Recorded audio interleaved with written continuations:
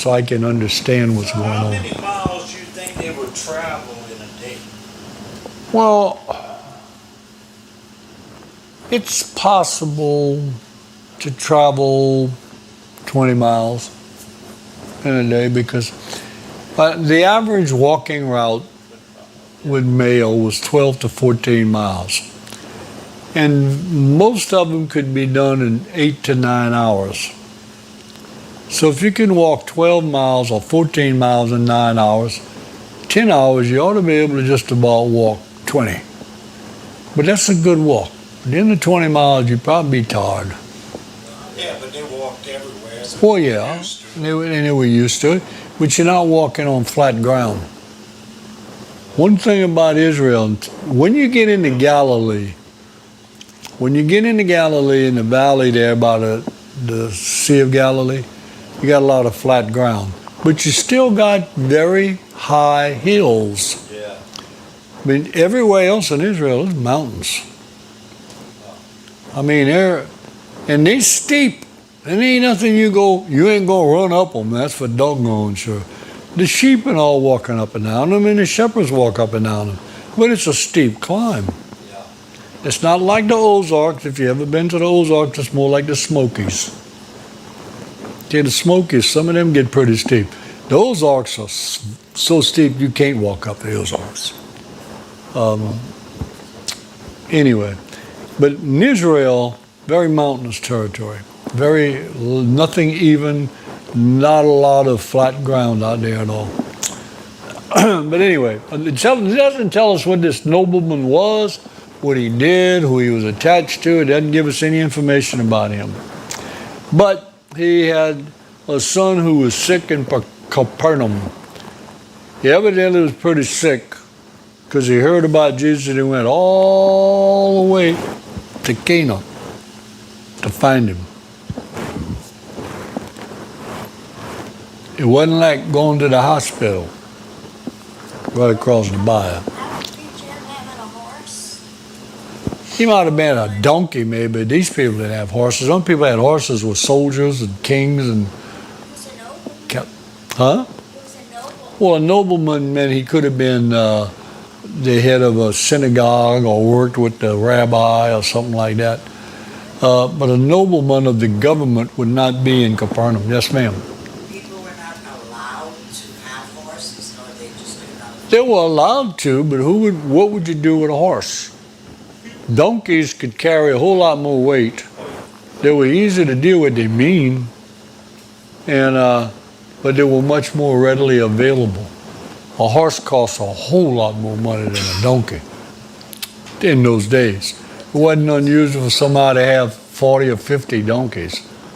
They had flocks of them. When you read about their wealth, how many camels they had, how many sheep they had, how many donkeys they had. You never say how many horses they had, unless you're talking about the king. Yeah. Because the horse, that's the significance of Jesus' triumphal entry into Jerusalem. He rode a donkey. Actually, he rode the foal of a donkey, even more significant. If a king entered a city riding a donkey, it meant peace. If he entered a city riding a horse, it meant war. Because the horse was an instrument of war. It's like, why was he driving a car? Why didn't he drive a tank? Because you drive a tank for war, you drive a car, it's not quite that dramatic, but it depicted war. Horses depicted war. Yeah. And That's why he's coming back on a horse. yeah, he's coming back on a horse. Yeah. Interestingly enough, though, donkeys probably kill more people than any other four-legged animal in the world. They're very vicious animals. They really are vicious animals. Don't mess with a wild one. All I can tell you. I'm not even gonna mess with a tame one. They probably, if you try to ride a wild one, they'd probably kick you off. They'd kick you. Boy, it'll kick you in and beat you, bite you, do anything it can to you. Okay, so where were we here? When he heard that Jesus had come out of Judea into Galilee, he went to him and implored him to come down and heal his son, for he was at the point of death. Then Jesus said to him, unless you people see signs and wonders, you will by no means believe. You think he was frustrated, huh? Yeah. I don't think he was so much frustrated as he was. Jesus is emphasizing here, this is one of the things this verse is trying to emphasize. Miracles, healings, and all that, we put a lot of emphasis and a lot of weight on them. Jesus didn't. Because in Jesus' mind, it didn't accomplish anything. And obviously it didn't. Because they would follow him by the thousands because of the miracles and the healings and all that. Yeah. But they still didn't believe him. Yes, sir. They didn't believe him. And they called for him to be crucified. Yeah. Watching the miracles, seeing the miracles is not going to change your heart if your heart is hardened. I don't care how many miracles you see. You can find a reason, some kind of way why that happened, which denounces and denotes that this is not real. I told Brian, talked about the video, we ought to watch the video, 23 Minutes in Hell, so we did. And there's about 50 videos with the same title. Yeah. The same man giving a testimony in different places and all. And I'm flipping through all this. I'm not going to watch all of them. I'm flipping through all of these, and I see another video that says, anyone who tells you that they went to hell and had a vision of hell is a fake and a liar. Okay. Can you justify in your own mind that this miracle you saw wasn't really a miracle at all? Of course you can. I taught catechism in the 7th grade, 6th, 7th grade, back in my days of being a good Catholic boy.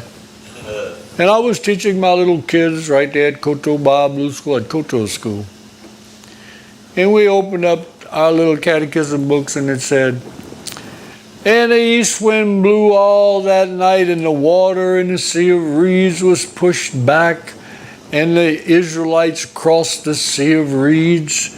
But when the Egyptians followed them because the ground was so marshy, their chariot wheels got stuck in the mud. And I said, close your book. Put it away. And I took my Bible and said, let me read to you what really happened. And the east wind blew, and God divided the Red Sea, and there was a wall of water on the right, and a wall of water on the left. And the Israelites crossed on dry ground. That is right. That is correct. Then the Egyptians followed them, and their wheels did get stuck. And then God poured the water back down on top of them, and they drowned. You don't drown in the Sea of Reeds, a marsh that's only 6 or 8 inches deep. You can't have a wall of water in a marsh. Amen. That's how man justifies miracles. Think I'm joking? I taught the class. Did you see the way Sesame Bill did it? It was fantastic. Yeah. They were jelly. Yeah. Jelly. Point is, we can take anything of God, I don't care what kind of healing or miracle it was, and we can dispute it without any difficulty at all. Churches do it all the time. Churches that don't accept all this foolishness and praying in tongues, that's just a bunch of gibberish. That's not real. Anyway, let's see. Yeah, when he came to come heal his son at the point of death. Then Jesus said down the air, unless you see, you won't believe. The nobleman said to him, sir, come down before my child dies. Said, I don't want to hear all that. It don't matter. I'm worried about my child. I don't want him to die. And you can stop that. I love this.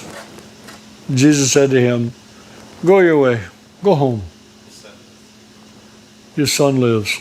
Amen. That's That's it. So the man believed the word that Jesus spoke to him, and he went his way. That's awesome that he believed what Jesus said. Yeah, exactly. And as he was now going down, his servants met him. I love this. Sound like right away, he runs into his servants, right? Because look at this. And told him, saying, "Your son lives." Then he inquired of them the hour when he got better.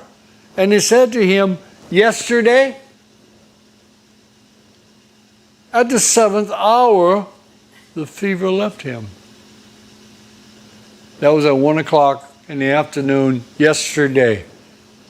So he probably walked a long ways. And they probably walked the same distance. They met somewhere in the middle. Yeah. So the father knew that it was at the same hour to which Jesus said to him, "Your son lives." And he himself believed, and his whole household. That'd make me a believer, Chef. Oh, yeah. Amen. This is the second sign Jesus did when he had come out of Judea into Galilee. That's why when I went to Israel, I like Galilee better than I did being in Jerusalem. Jerusalem commercialized everything too much, but Galilee is where Jesus did most of his miracles. I loved it there. You can walk closely, not directly, but pretty close to the ground he walked. And know and visualize the Sermon on the Mount. You go there and there's nothing spectacular about it, just a hill. But that's where he did it.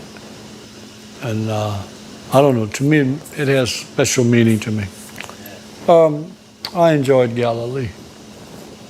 Well, of course Judea had its points too, but yeah, we know in chapter 5, and I'm not going to go into chapter 6 for sure. It don't matter if it don't take an hour. It don't matter if we get out early. Nobody's going to get mad at me, huh? Yes, ma'am. We are done with 4 and going to 5. Yeah, he said the wrong number. We're done with 4. Don't confuse We're those going to people. 5. Okay. He said 5 and 6. It's 4 and 5.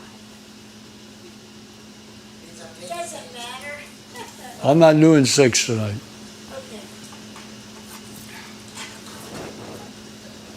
I don't even know. I didn't even look at 6 yet. but the next one is 5. Gives you something to look forward to next week. Galilee, is it by the Sea of Galilee? Like you have a beach, big beach. And then, But there's no beach. When you get by the Sea of Galilee, the Sea of Galilee is a lake. It's a lake. As it drops down there, and it's got you get to the water's edge, but it's gravel. oh, okay. It's rock. It's not sand. There's no sand there. Wow. And you better be wearing shoes. Yeah. Trust me.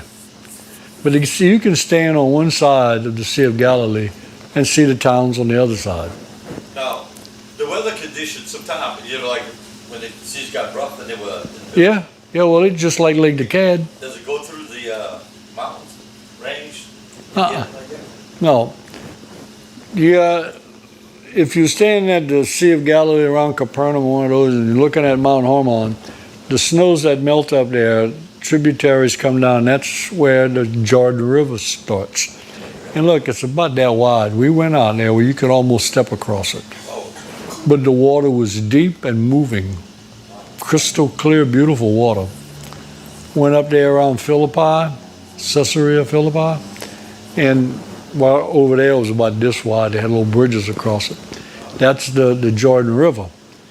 And it comes down and it's a valley. It comes down into the Sea of Galilee. Now they got mountains and hills to the west of it, and then there are mountains to the east of it.